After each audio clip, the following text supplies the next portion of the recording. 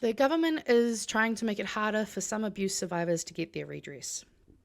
Now, to be honest, when I saw this, I was just fucking absolutely disgusted. Um, and sadly, I guess, not surprised. So, this is by Laura Walters and says the same week that the government announces the Solicitor General is leaving the role, the coalition has introduced legislation that will further shield the state from taking responsibility for the horrific and widespread abuse of children under its care.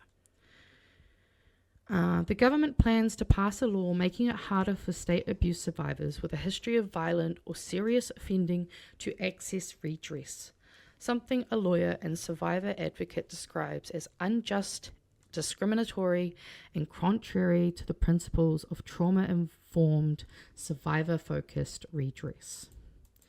This, despite overwhelming evidence, including the reports from the Royal Commission of Inquiry into State Abuse, that there is a strong link between the abuse suffered by these people at the hands of the state and the subsequent offending.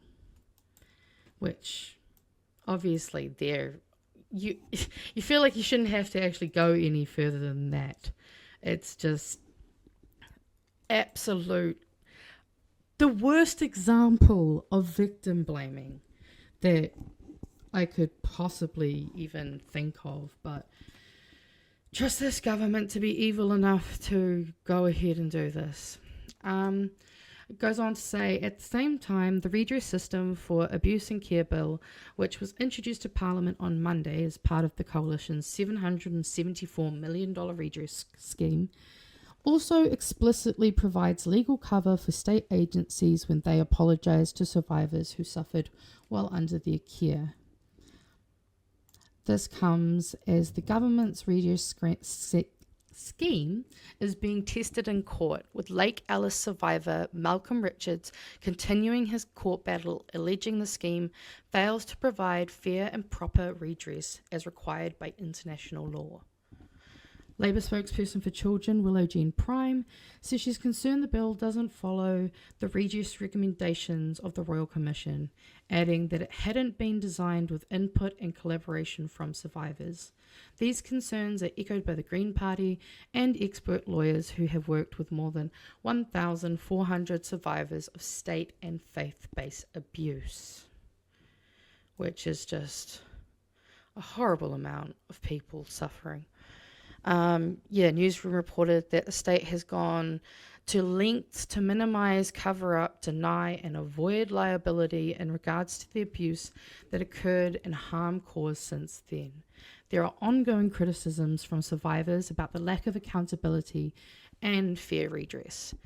In a move first signalled in May, this proposed law will explicitly remove the automatic eligibility for abuse survivors to access financial compensations as part of the redress process if they have a conviction for a violent or serious criminal offence. The government considers that making payments to individuals convicted of serious violent or sexual offences without further independent consideration risks bringing the redress system into disrepute, the explanatory note of the bill says, which feels like such a fucking dog whistle in there. That is a very stinky, I would like to call that a very stinky statement, because it's implying that they'll tarnish the good name of the people who gave the money for abuse. It's just the most, it doesn't make logical sense. It is not something that should be like a consideration of, do you deserve this money because you ended up making decisions that ended you in that position that were likely heavily influenced by the abuse that these people have gone through, given the early age that these people start. And these things, they can cause an entire lifetime of pain, and the fact that they're just doing their best to try and do as little as possible and pay as little as possible. Like, they're more than happy when it comes to fucking Judy and anything she wants. The money has to be found. When it comes to trying to at least even just try to make up for the abuse. I mean, some of the payments, if I remember reading from this, are about maybe $30,000, which, yes, $30,000, that is a good amount of money, and I'm sure that would be helpful to a lot of people. But to say that someone's childhood trauma is only worth 30,000 when it causes God knows how much in real life, we don't really think about how much, the bad decisions do actually cost money in the long run. I mean, a slightly different example that I can think of is kind of like how people talk about, the ADHD tax, where unfortunately, due to forgetting about things, you often end up wasting a lot of money because you forget things are on the oven, or forget they're even sitting in the fridge, etc., etc. But yeah, it's just, and I mean, yeah, government sanctioned childhood trauma, like, these things are hard enough for so many. I believe quite a number of people actually took a payout payment that you can, because you can apply for them to essentially, I guess, grade your case, and then how much money you should therefore then be, I guess, compensated, which in itself is kind of a strange thought when you really think about it, trying to go, okay, so you've had this much trauma for this long, yep, so you get this much. It's just absolutely horrific. It's not great. Sorry, Fano, just checking. Ems was messaging me. Checking my phone. But it's just something that I want to say I can't believe, but I can believe. So where I will just find so they also, in terms of the bill that they're trying to pass through at the moment, there was no regulatory impact assessment completed for the bill. But the departmental disclosure statement does also point to the retrospectivity of the legislation, which applies to anyone who has made a redress claim on or after May 9th. So that's also another kind of issue that comes into play with this already horrible fucking situation. I just see if I can find there's a really good article. I highly recommend going and actually reading all of this if you can. This bill also explicitly exempts state agencies from legal liability when making apologies to survivors as part of the redress process. Apologies form an important part of the redress provided to survivors of abuse and care. However, the risk of liability following an apology in a context where it has not been possible to fully establish the facts provides a disincentive to the making of fulsome apologies by core state agencies, the explanatory note of the bill states. God, I kind of hate that term now. The legislation provides that the personal apologies given by core state agencies as part of providing redress for abuse and care will not be admissible as evidence in civil proceedings that seek remedies for abuse in state care, and are not to be treated as expressly or implicitly admitting guilt.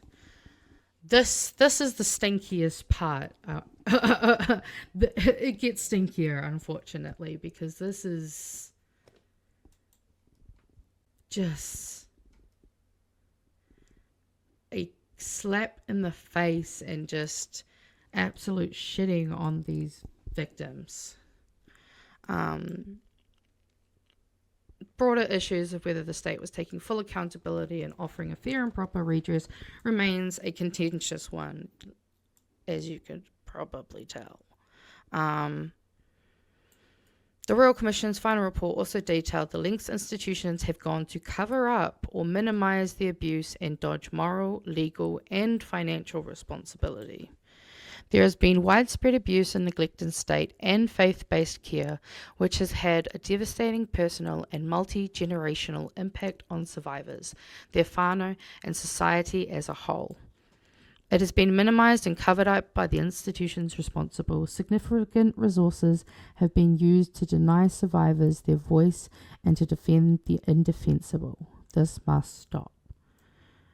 Commissioner went on to say political and public service leaders spent time, energy and taxpayer resources to hide, cover up and then legally fight survivors to protect the potential perceived costs to the Crown and their own reputations. Faith leaders similarly fought to cover up abuse by moving abusers to other locations and denying culpability. The report said despite decades of calls for investigations, inquiries and redress, survivors had been unheard, disbelieved, ignored and silenced. Their experiences had been minimised or dismissed, and they were told by those in power that the abuse and neglect was not systematic. Which, again, more kicking in the face and just absolutely shitting on everything that the government is responsible for enabling for so fucking long. And to be honest, I did actually find an article. Did I not? I was looking into an article that was discussing, the fact that has abuse in state care actually changed? Because some of the stuff that I was looking at in there essentially kind of reports that ever since then, not much has changed. And there is a lot more that needs to be done to change the systemic issue that is absolutely rife in state and faith-based care. And James says here, they want the good optics of an apology without accepting real responsibility. Absolute removing responsibility from the state. And yes, we do have to roll this government. Although I wish it wasn't a tale as old as time, because what the fuck? The absolute bar is in hell, people, and it's getting a little warm. I don't like it. But yeah, it's a bad one. I mean, we've already seen, I think we've had it on the show before where, the Royal Commission made a number of recommendations. And I remember us looking at the numbers, the coloured charts that I had for us a while ago, and how they've barely even scratched the surface, and the ones that they've ticked off the list are the easiest ones to do.